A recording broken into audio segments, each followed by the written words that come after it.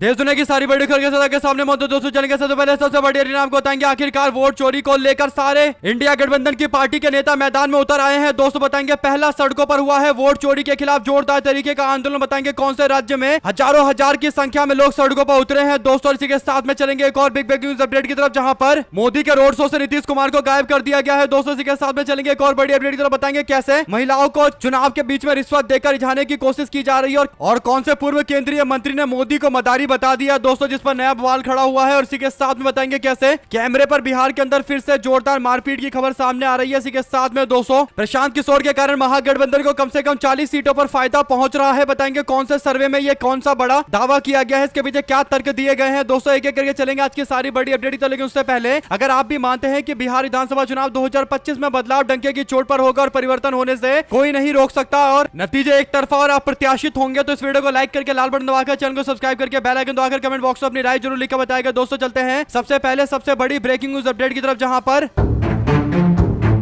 विपक्षी पार्टी के समर्थकों के द्वारा केवल एक ही मांग की जा रही थी कि वोट चोरी के मुद्दे पर देशव्यापी आंदोलन शुरू किया जाना चाहिए। चुनाव आयोग पर जिम्मेदारी फिक्स करनी चाहिए इस मामले पर। पहले राहुल गांधी के द्वारा वोटर अधिकार यात्रा निकाली गई दोस्तों, लेकिन वो यात्रा वोट चोरी के खिलाफ खुलकर मैदान में उतरने वाली यात्रा नहीं थी। लोगों के बीच में एक अवेयरनेस फैलाने यानी जागरूकता फैलाने वाला कार्यक्रम था, जिसमें राहुल गांधी और तेजस्वी यादव और विपक्ष के सारे नेताओं ने SIR के मुद्दे पर जनता को जागरूक किया। लेकिन पहली बार देश के अंदर वोट चोरी के खिलाफ डंके की चोट पर पहला बड़ा आंदोलन हुआ है। दोस्तों आपको बता दें कि खबर सामने आ रही है महाराष्ट्र से जुड़ी हुई, जहां पर नवंबर 2024 में इलेक्शन के रिजल्ट आने के बाद नतीजों को देखकर विपक्ष के लोग तो पूरी तरीके से चौंक ही गए थे दोस्तों, लेकिन सत्ताधारी दल के साथ में मिलकर काम करने वाली पार्टियां भी पूरी तरीके से बहुत चक्का रह गई थी कि आखिर इस तरीके का नतीजा कैसे आ सकता है। बीजेपी के साथ मिलकर चुनाव लड़ने वाले MNS पार्टी को ही समझ में आ गया कि कुछ न कुछ ऐसा झोल है जिसके कारण चुनाव में भारतीय जनता पार्टी को एक तरफा फायदा मिल रहा है और अन्य पार्टियों को नुकसान झेलना पड़ रहा है। ऐसे में दोस्तों विपक्षी पार्टियों की बैठक होती है और फिर फैसला लिया जाता है कि अब टाइम आ चुका है इस मामले पर चर्चा करने का कि क्या देश में निष्पक्ष चुनाव हो रहे हैं या फिर देश के अंदर चुनाव के नाम पर केवल लोगों के साथ धोखा हो रहा है। निष्पक्ष चुनाव क्या वास्तव में हो रहे हैं, इन सवालों को जब विपक्ष के लोगों ने पूछा तो उनको जो जवाब मिले दोस्तों वो चौंकाने वाले हैं। और इसके बाद एक रिपोर्ट तैयार की गई, अलग अलग इलाकों के अंदर रिसर्च किया गया तो पता चला कि जमकर डुप्लीकेट वोटर से लेकर वोटर की संख्या में इजाफा के साथ साथ एक ही एड्रेस पर कई सारे लोगों के नाम सामने आए। दोस्तों इस गड़बड़ी को लेकर वोटर अधिकार की रक्षा करने के लिए चुनाव आयोग का भी दरवाजा खटखटाया गया। MNS के नेता राज ठाकरे, कांग्रेस पार्टी, शिवसेना, उद्धव ठाकरे और NCP शरद पवार गुट एकजुट हो गया दोस्तों। दरअसल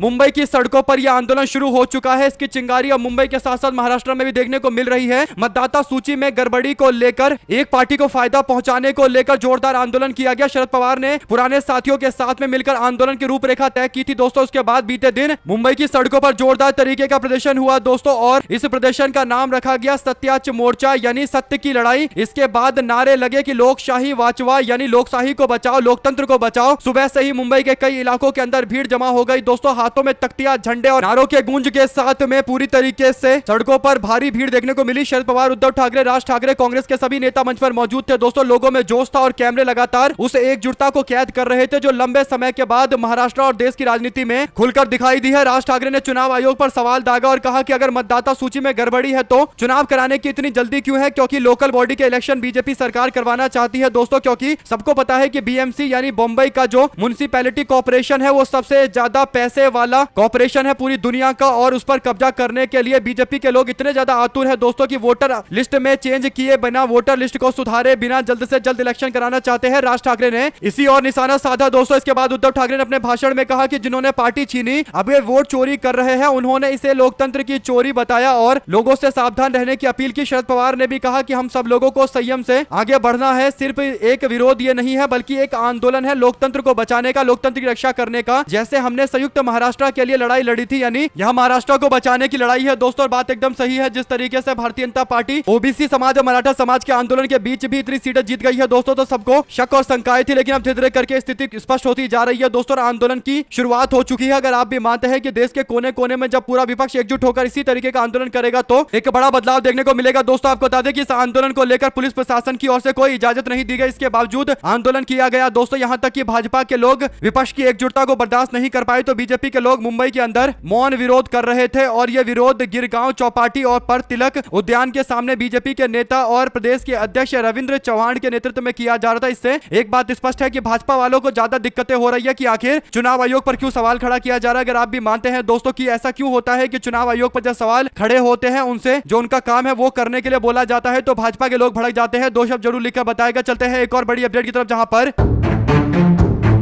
नेता प्रतिपक्ष राहुल गांधी आज बिहार के अंदर दो अलग अलग जगह पर रैली करने वाले हैं। दोस्तों राहुल गांधी की मीटिंग को लेकर जानकारी है कि वो बेगूसराय में प्रचार करेंगे, फिर खगड़िया में उनका आज प्रचार होने वाला है, यानी दो जगह पर प्रचार की रूपरेखा तय की गई है। प्रियंका गांधी भी आज प्रचार करते नजर आएंगे और अखिलेश यादव के तो एक दिन में 6-7 कार्यक्रम है दोस्तों, और तेजस्वी यादव तो एक दिन में 17 कार्यक्रम करके नया रिकॉर्ड और कीर्तिमान बना रहे हैं। दरअसल लगातार बार रैलियों के रद्द होने, खासकर बारिश के कारण रैलियां रद्द होने के कारण अब तेजस्वी यादव जैसे युवा नेता ताबड़तोड़ रैलियां करके पुराने जितने भी पेंडिंग रैलियां पड़ी हुई है बरसात के कारण रैली नहीं हो पाई उन सबको भी पूरा करने जा रहे हैं। दो शब्द जरूर लिखकर बताएगा। इसी के साथ में चलते हैं एक और बड़ी अपडेट की तरफ दोस्तों, जहां पर बिहार में खुल्लम खुल्ला गुंडा राज चल रहा है और जिसे जंगल राज बोलते हैं उससे बढ़कर राक्षस राज चल रहा है दोस्तों। ऐसा इसलिए क्योंकि राष्ट्रीय जनता दल के समर्थक दुलार चंद्र यादव की मृत्यु के बाद बीजेपी और एनडीए गठबंधन को सपोर्ट करने वाले जेडीयू के टिकट पर चुनाव लड़ रहे अनंत सिंह पर आरोप लगने के बावजूद उसकी गिरफ्तारी नहीं हुई दोस्तों। यहां तक कि अजीत अंजुम जैसे वरिष्ठ पत्रकार मोकामा में मौजूद है दोस्तों। उन्होंने एक वीडियो दिखाया है जिसमें 44 घंटे के बाद मोकामा के अंदर अनंत सिंह का काफिला कई सारी गाड़ियों को लेकर गुजर रहा है, यानी कोई रोक टोक नहीं है। चुनाव आयोग के द्वारा गाड़ियों का बड़ा काफिला गुजर रहा है। ऐसे में रवीश कुमार ने कहा कि अनंत सिंह को चुनाव आयुक्त बना देना चाहिए, सरकार पर निर्भर है, अगर बहुत खुश है तो मुख्य चुनाव आयुक्त भी बनवाया जा सकता है। सारी संहिताएं आचार खा रही है, यानी सारे नियम कानून आचार खा रहे हैं दोस्तों। रवीश कुमार अपने ही अंदाज में करारा जवाब दे रहे हैं। ऐसे में अगर आप भी मानते हैं कि रवीश कुमार ने एकदम सही बात बोली है, अनंत सिंह पर अगर कोई कंट्रोल नहीं है भाजपा सरकार का और खासकर दोस्तों चुनाव आयोग का, तो फिर निष्पक्षता पर सवाल तो उठेंगे ही। ये एकदम खुलेआम गुंडागर्दी करने और चुनाव आचार संहिता को लात मारने जैसा मामला है। दो शब्द जरूर लिखकर बताएगा। चलते हैं एक और बिग न्यूज अपडेट की तरफ, जहां पर 6 तारीख को पहले चरण के लिए वोट डाले जाएंगे दोस्तों, और ऐसे में अब कुछ ही दिनों का टाइम बचा हुआ है तो रोड शो भी किए जाएंगे। बिहार विधानसभा चुनाव के मद्देनजर नरेंद्र मोदी पटना में रोड शो करने वाले हैं, लेकिन रोड शो को लेकर जानकारी यह है कि आज दोपहर में रोड शो में नरेंद्र मोदी अपने साथ में नीतीश कुमार को लेकर नहीं चलेंगे, यानी नीतीश कुमार मौजूद नहीं रहेंगे दोस्तों। यानी इससे पहले जब मोदी और नीतीश साथ में चुनाव लड़े थे तो दोनों ने एक साथ रोड शो किया था पटना के अंदर, लेकिन अभी इस बार रोड शो में नीतीश कुमार को नहीं ले जाया जा रहा है। इसके कई तरीके के मायने निकल रहे हैं, आप लोग इसे कैसे देखते हैं लिखकर जरूर बताएगा। चलते हैं एक और बड़ी अपडेट की तरफ, जहां पर दुलार चंद्र यादव हत्याकांड मामले के बाद अब पूरी तरीके से बिहार के चुनाव में एक जबरदस्त तरीके का माहौल बदलता दिखाई दे रहा है दोस्तों। यानी जो परसेप्शन बनाया गया था, एक मानसिकता बनाई गई थी कि नीतीश कुमार के नेतृत्व में सुशासन है, तो वो सुशासन का भ्रम पूरी तरीके से टूट गया दोस्तों। और अब दुलार चंद्र यादव से जुड़े मामले को लेकर जो पीएम रिपोर्ट है उसमें कहा गया है कि मृत्यु का कारण गोली लगना नहीं है बल्कि हार्ट अटैक या कार्डियक अरेस्ट आने का पूरा मामला है। पीएम रिपोर्ट में यह भी कहा गया है कि जो गोली लगी है वो पैर में लगी है, जिसके कारण मृत्यु नहीं हो सकती, यानी गोली के कारण मृत्यु नहीं हुई है बल्कि दिल का दौरा पड़ने के कारण मृत्यु हुई है दोस्तों। इस मामले पर जो एफआईआर लिखवाई गई थी दुलार चंद्र यादव के परिवार के द्वारा, उनके पोते के द्वारा, उसमें दावा किया गया था कि अनंत सिंह ने उनके दादा दुलार चंद्र यादव को गोली मारा है दोस्तों। इस मामले को लेकर अब विवाद और ज्यादा उपज गया क्योंकि दो अलग अलग तरीके के दावे हैं। एक तो जो वहां पर मौजूद लोग थे उन्होंने बताया है कि गोली चलने के कारण मृत्यु हुई है, और दूसरी ओर जो पीएम रिपोर्ट, जो मेडिकल रिपोर्ट बनाई गई है दोस्तों अस्पताल में, उसमें दावा किया गया है कि मृत्यु का कारण कुछ और है। अब देखते हैं इस मामले पर आगे क्या कुछ जानकारी निकल कर सामने आती है दोस्तों। लेकिन एक बात तय है कि अनंत सिंह पर जिस तरीके की कार्रवाई होनी चाहिए दोस्तों वैसा होता दिखाई नहीं दे रहा है, और अनंत सिंह 40 गाड़ियां लेकर अभी भी घूम रहा है। चुनाव आयोग को एकदम कुछ दिखाई भी नहीं दे रहा है। दो शब्द जरूर लिखकर बताइएगा इस पूरे प्रकरण पर। अगर आप भी मानते हैं कि दुलार चंद्र यादव की मृत्यु के मामले पर एक बात तय है कि ये बिहार चुनाव का टर्निंग पॉइंट होगा, यहां से पूरे चुनाव की स्थिति बदलेगी दोस्तों, और इस बार परिवर्तन की एक अच्छी खासी लकीर उत्पन्न होती दिखाई दे रही है और बदलाव की ओर बिहार मुड़ रहा है। तो दो शब्द जरूर लिखकर बताएगा और ज्यादा से ज्यादा वीडियो को शेयर कीजिएगा। चलते हैं एक और बिग न्यूज अपडेट की तरफ, जहां पर अमेरिका में न्यूयॉर्क सिटी को लेकर 4 तारीख को वोट डाले जाएंगे दोस्तों, और एक व्यक्ति जो तय है कि चुनाव जीतेगा वो है डेमोक्रेटिक पार्टी का नेता जोहरान ममदानी, जो भारत के गुजरात का रहने वाला है दोस्तों, यानी माता पिता भारत के गुजरात के रहने वाले हैं और अमेरिका में जाकर बस गए। जोहरान ममदानी जल्द ही न्यूयॉर्क का चुनाव जीतने वाले हैं, यानी दुनिया के सबसे अमीर सिटी के मेयर के तौर पर काम करने वाले हैं, जो भारत के लिए गौरव की बात है दोस्तों। अब जोहरान ममदानी की ओर से एक ऐसा बयान सामने आया है जिसे लेकर बीजेपी के लोग भड़के हुए हैं, क्योंकि ये एक विवादित प्रसिद्ध बयान है दोस्तों। उन्होंने बयान देते हुए कहा कि भारतीय सरकार यानी बीजेपी की सरकार और प्रधानमंत्री अल्पसंख्यकों के खिलाफ हिंसा की नीति अपनाते हैं। इसके अलावा उन्होंने शहर के मौजूदा मेयर एरिक एडमस को लेकर कहा कि उन्होंने शहर को काफी महंगा बना दिया है। कुल मिलाकर दोस्तों अमेरिका के न्यूयॉर्क में जल्द चुनकर आने वाले जोहरान ममदानी की ओर से अगर यह बोला गया है कि भारत की सरकार अल्पसंख्यक समाज के प्रति हिंसा की नीति अपनाती है तो कहीं ना कहीं इससे भारत की छवि और ज्यादा खराब हुई है। दोस्तों बीजेपी के लोग अब ममदानी के खिलाफ टिप्पणियां कर रहे हैं। दो शब्द जरूर लिखकर बताइएगा अगर आप भी मानते हैं कि मुस्लिम विरोधी बीजेपी के नेताओं के खिलाफ जब तक कड़ा एक्शन नहीं लिया जाएगा तब तक भारत की छवि इसी तरीके से दुनिया भर के अंदर खराब होती रहेगी। दोस्तों अगर आप भी मानते हैं कि भारत की छवि दुनिया भर में खराब होने का कारण भारतीय जनता पार्टी और संघ के लोग हैं, आरएसएस के लोग हैं, जो मुस्लिम समाज अल्पसंख्यक समाज को लेकर उल जुलूल उल्टा सीधा बोलते रहते हैं। दोस्तों दो शब्द जरूर लिखकर बताएगा। चलते हैं एक और बिग न्यूज अपडेट की तरफ, जहां पर क्या चुनाव आयोग पूरी तरीके से आंख बंद करके बैठा हुआ है। कारण यह है दोस्तों की 10 लाख महिलाओं के खाते में 31 अक्टूबर को 10-10 हजार रुपए भेजे गए हैं। बिहार में चुनाव चल रहा है, लोग प्रचार कर रहे हैं और महिलाओं के अकाउंट में अभी भी 10-10 हजार रुपए भेजे जा रहे हैं। दोस्तों एक तरीके से चुनाव को प्रभावित करने का पूरा प्रयास चल रहा है। चुनाव आयोग को ऐसी किसी भी स्कीम पर 4-5 महीने पहले रोक लगा देनी चाहिए, लेकिन फिर भी ये स्कीम इस बार बिहार के अंदर एनडीए गठबंधन वाले लेकर आए हैं दोस्तों, और महिलाओं को बीच चुनाव में देकर भी कहीं ना कहीं प्रभावित करने की कोशिश की जा रही है। अगर आप भी मानते हैं कि ये निष्पक्षता के जो दावे हैं चुनाव आयोग के उसे ठेंगा दिखाने वाली बातें हैं और चुनाव आयोग पर एक से एक गंभीर सवाल खड़े होते हैं तो दो शब्द जरूर लिखकर बताएगा। चलते हैं एक और बिग न्यूज अपडेट की तरफ दोस्तों, जहां पर कांग्रेस पार्टी के वरिष्ठ नेता ने एक ऐसा बयान दे दिया है दोस्तों जिससे एक नया विवाद उपज गया है। पटना साहिब के पूर्व केंद्रीय मंत्री और कांग्रेस पार्टी के वरिष्ठ नेता सुबोध कांत सहाय ने प्रधानमंत्री नरेंद्र मोदी पर तीखा हमला बोलते हुए शनिवार को पटना साहिब में महागठबंधन के प्रत्याशी शशांत शेखर के समर्थन में आयोजित सभा में नरेंद्र मोदी को मदारी बोल दिया। दोस्तों पत्रकारों से बातचीत के दौरान सहाय ने कहा कि जिस तरह मदारी खेल दिखाकर लोगों का मनोरंजन करके उन्हें लुभाने की कोशिश करता है, नरेंद्र मोदी मदारी का खेल दिखाकर लोगों को आकर्षित करने की कोशिश करते हैं। बात तो सही है दोस्तों कि नरेंद्र मोदी असली मुद्दे पर बात नहीं करते, उल्टा सीधा बोलते रहते हैं और लोगों को इंटरटेन करके वोट लेने की कोशिश करते हैं। ये वास्तविकता नहीं बताते कि उन्होंने पिछले 12 साल से और बिहार में 20 साल से आखिर किया क्या है। लेकिन मदारी शब्द के इस्तेमाल को लेकर अब बीजेपी के द्वारा आपत्ति जाहिर की जा रही है और इस मामले पर हो सकता है कि विवाद और ज्यादा आगे बढ़े और नरेंद्र मोदी आज ही की रैली में बोले कि मुझे गाली दिया गया, मेरे साथ ये किया गया, मुझे बदनाम किया गया, मैं चाय वाला हूं और मुझे इस तरीके से शब्दों का इस्तेमाल किया गया। तो नरेंद्र मोदी वो कार्ड खेलने के लिए आज आ सकते हैं दोस्तों, जैसे सिंपैथी का कार्ड कहा जाता है। जब चुनाव में कुछ नहीं मिलता तो नरेंद्र मोदी सिंपैथी का कार्ड खेलते हैं और ये मदारी शब्द का इस्तेमाल करके एक मौका दे दिया गया नरेंद्र मोदी को। अब जरूर आज इस बात को वो बोलने वाले हैं। अगर आप भी मानते हैं कि बिल्कुल ऐसा ही करेंगे नरेंद्र मोदी, क्योंकि 20 साल में क्या किया है उनकी सरकार ने, ये बताने वाला तो कोई प्रोग्राम उनके पास है नहीं। इन्हीं बातों के इर्द गिर्द यानी इमोशन के इर्द गिर्द ही चुनाव लड़ना रहता है। दो शब्द जरूर लिखकर बताइएगा दोस्तों और ज्यादा से ज्यादा वीडियो को शेयर कीजिएगा ताकि ये सुनिश्चित हो कि सभी लोगों तक पूरी अपडेट पहुंचे, कोई भी इस तरीके की बिहार की फटाफट सारी बड़ी खबरों से वंचित ना रहे। ये जिम्मेदारी आप लोगों की है कि ज्यादातर अपने लोगों तक पहुंचाइए। दोस्तों चलते हैं एक और बिग न्यूज अपडेट की तरफ, जहां पर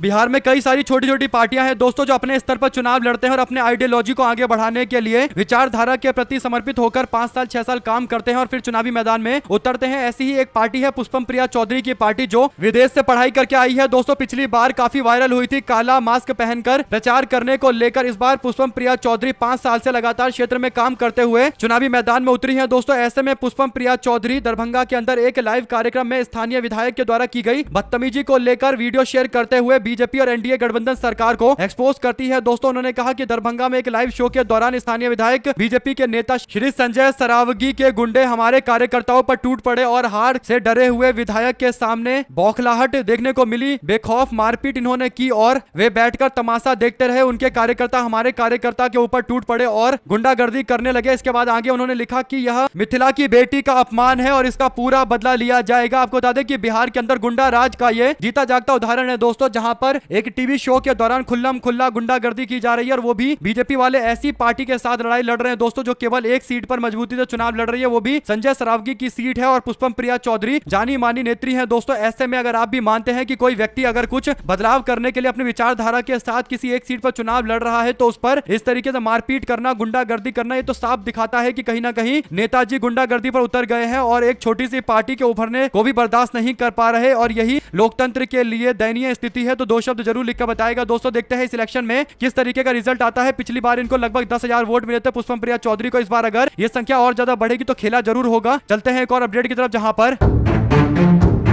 अक्सर अपने बयानों को लेकर सुर्खियों में रहने वाले रीवा के सांसद जनार्दन मिश्रा एक बार फिर से विवादित बयान को लेकर, विवादित बोल को लेकर चर्चा में है। मध्य प्रदेश के स्थापना दिवस अवसर पर नवगठित जिले मऊगंज में आयोजित कार्यक्रम में रीवा के सांसद जनार्दन मिश्रा ने कुछ ऐसा कहा जिससे सोशल मीडिया पर विवाद उपज गया। दोस्तों, सांसद ने लड़कियों के शराब पीने की बात कही, वहीं पर विपक्षी पार्टी कांग्रेस भी सांसद के बयान पर हमला बोलती नजर आई। कांग्रेस को संबोधित करते हुए सांसद जनार्दन मिश्रा ने कहा कि नशा बंद करना अकेले प्रशासन, आईपीएस और विधायक के बस की बात नहीं है। जब तक माता पिता अपने बच्चों पर ध्यान नहीं देंगे, नशा दूर नहीं किया जा सकता। उन्होंने कहा कि पहले माता पिता बच्चों और परिवार के लोगों के साथ बैठकर खाना खाते थे, खाने में सभी तरीके की गतिविधियों पर चर्चा होती थी, लेकिन अब ऐसा नहीं होता। फिर वो आगे बोलते कहते हैं कि लड़के बस अब दारू नहीं पीते, शराब नहीं पीते, बल्कि लड़कियां भी दारू पीती है, शराब पीती है। इस पर हम लोगों को ध्यान देने की जरूरत है, यानी महिलाएं शराब पीती है। इससे बीजेपी के नेता को सबसे ज्यादा दिक्कतें हैं। उनको लगता है कि परिवार इसके लिए दोषी है, परिवार को बच्चों को संभाल कर रखना चाहिए। दोस्तों, लेकिन सवाल ये खड़ा होता है कि अगर शराब बच्चों को मिल जा रहा है तो इसका मतलब शराब के ऊपर जो कंट्रोल होना चाहिए प्रशासन का कि कहां पर कैसे शराब बेची जाएगी, वो कंट्रोल नहीं है। तो प्रशासन को अपने स्तर पर इलीगल शराब की बिक्री पर रोक लगानी चाहिए, तब जाकर कुछ विकास क्षेत्र का होगा और शराब की खपत पर रोक लगेगी। अगर आप भी मानते हैं कि नशा आसानी से मिल जाना ही प्रशासन की सबसे बड़ी विफलता है और उसी से आंख चुराने की कोशिश करते हुए परिजनों पर आरोप मढ़ रहे हैं बीजेपी के नेता, तो दो शब्द जरूर लिख कर बताएगा। दोस्तों, चलते हैं एक और अपडेट की तरफ, जहां पर बिहार में खुल्लम खुल्ला आचार संहिता का उल्लंघन हो रहा है। दोस्तों, 6 अक्टूबर को बिहार में आचार संहिता लागू कर दी जाती है। दोस्तों, इसके बाद 17 अक्टूबर को महिलाओं के अकाउंट में पहला 10,000 का खेप आता है, फिर 24 अक्टूबर को, फिर 31 तारीख को, फिर 7 नवंबर को भी महिलाओं के खाते में 10,000 रुपए आते हैं। सोचिए चुनाव आयोग कितना निष्पक्ष है। दोस्तों, चुनाव आयोग को ऐसी किसी भी योजना को अलाउ नहीं करना चाहिए था, लेकिन सोचिए कि चुनाव से पहले अगर ये योजना लागू हो जाती तब भी एक तरीके से कहा जाता कि हो सकता है कि एमसीसी लागू नहीं हुआ था तो पहले पैसे दे दिए गए हैं, तो इसमें कोई दिक्कत नहीं है। अब एमसीसी होने के बावजूद पैसे बीच बीच में महिलाओं के अकाउंट में जा रहे हैं, तो क्या ये शुद्ध तौर पर महिलाओं को प्रभावित करके वोटों को खरीदने का मामला है या नहीं है? चुनाव आयोग को एक प्रेस कॉन्फ्रेंस करके ये बता देना चाहिए। कॉमन सेंस है दोस्तों की सरकारी पैसा दिया जा रहा है और वोटों को इन्फ्लुएंस किया जा रहा है। दो शब्द जरूर लिखकर बताएगा, ज्यादा से ज्यादा वीडियो को शेयर कीजिएगा। चलते हैं एक और अपडेट की तरफ, जिसमें तेजस्वी यादव एक दिन में 17 रैली को संबोधित करेंगे। आज उनकी 17 रैली होने वाली है और 4 तारीख को 20 रैलियों को संबोधित करेंगे। ऐसा इसलिए करना पड़ रहा है क्योंकि कई सारी रैलियां उनकी अभी बीच में रद्द हो गई थी बारिश के कारण दोस्तों, और उन्होंने कई रैलियों को तो फोन पर संबोधित किया और कई जगह पर अभी वापस उनको जाना पड़ेगा। तो एक एक दिन में 20-20 रैलियों का टारगेट तेजस्वी बनाकर चल रहे हैं। साथ साथ दोस्तों, नरेंद्र मोदी को लेकर सोशल मीडिया पर एक वीडियो काफी वायरल हो रहा है। वायरल वीडियो में यह है कि नरेंद्र मोदी हरी झंडी दिखाकर बसों को रवाना कर रहे हैं, यानी बसों का उद्घाटन करने के लिए भी अब नरेंद्र मोदी झंडा लेकर आ गए। तो इस पर कीर्ति आजाद जो पूर्व सांसद है वो कहते हैं कि अगर मैं सच्चाई से बोलूं, ईमानदारी से बोलूं, तो नरेंद्र मोदी के पास दूसरा कोई काम करने को है ही नहीं। दुर्भाग्य है इस देश का दोस्तों की प्रधानमंत्री आकर बस चलवा रहा है, यानी बस को हरी झंडी दिखा रहा है, जबकि बस चलाने का काम किसी विधायक, किसी मेयर या किसी लोकल नेता का होता था। लेकिन अब नरेंद्र मोदी जैसे प्रधानमंत्री स्तर का व्यक्ति दोस्तों बस चलाने के लिए झंडा लेकर खड़ा है। अगर आप भी मानते हैं कि यह प्रधानमंत्री पोस्ट की गरिमा को ठेस पहुंचाने का मामला है तो दो शब्द जरूर लिखकर बताइएगा दोस्तों। ऐसे तो देश में कई जगह पर हजारों बसें, नए बसें चलती रहती है, तो क्या हर जगह नरेंद्र मोदी जाकर झंडा फहराएंगे? ये तो बहुत बेसिक चीज है कि कम से कम इतनी छोटी योजनाओं के लिए तो नरेंद्र मोदी प्रधानमंत्री के तौर पर इन पर टाइम नहीं होना चाहिए। लेकिन क्या कहे, हो सकता है कि 18 घंटे जो काम करते हैं उसमें बस को ही झंडा दिखाना इन कामों में शामिल है। साथ साथ दोस्तों, ममता बनर्जी 4 नवंबर को एसआईआर के खिलाफ कोलकाता में मार्च निकालेंगे। इसकी जानकारी तृणमूल कांग्रेस ने स्पष्ट तौर पर दी है और लोगों से ज्यादा संख्या में जुड़ जाने की भी अपील की गई है। देखते हैं किस तरीके का एक जन सैलाब देखने को मिलता है। जो भी जानकारी आती रहेगी आप लगातार अपडेट पहुंचाएंगे। साथ साथ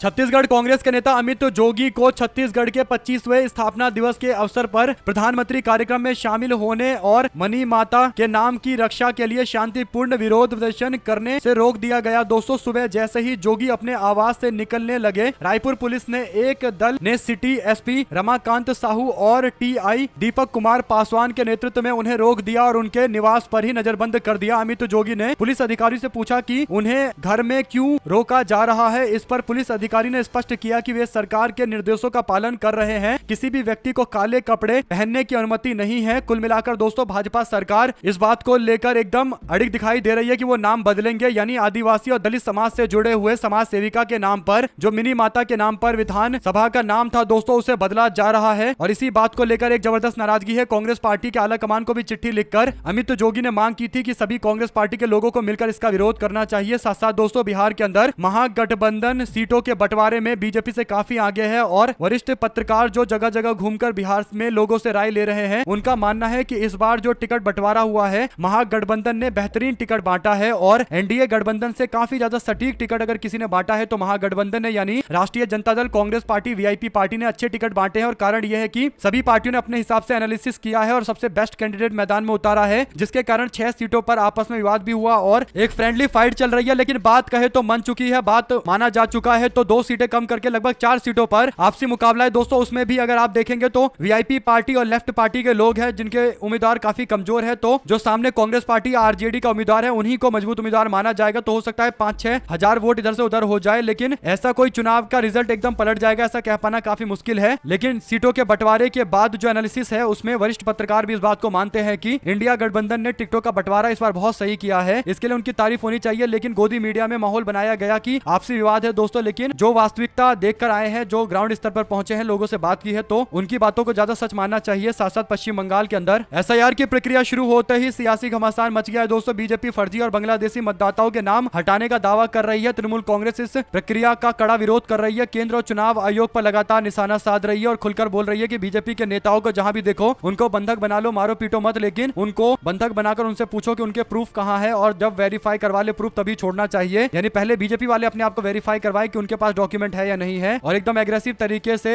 ममता बनर्जी के भतीजे अभिषेक बनर्जी नजर आ रहे हैं दोस्तों। साथ साथ प्रियंका गांधी ने महिलाओं से कहा है कि 10,000 रुपए आपको बिहार में मिल रहा है, चुनाव के कारण मिल रहा है, इसे ले लीजिए, लेकिन ये सुनिश्चित करिए कि इन लोगों की भावना गलत है और इसीलिए इनको वोट देने का कोई औचित्य नहीं है, इनको वोट मत दीजिए, केवल पैसे ले लीजिए। बहुत बहुत धन्यवाद। जय हिंद, जय भारत। ज्यादा से ज्यादा वीडियो को शेयर कीजिए।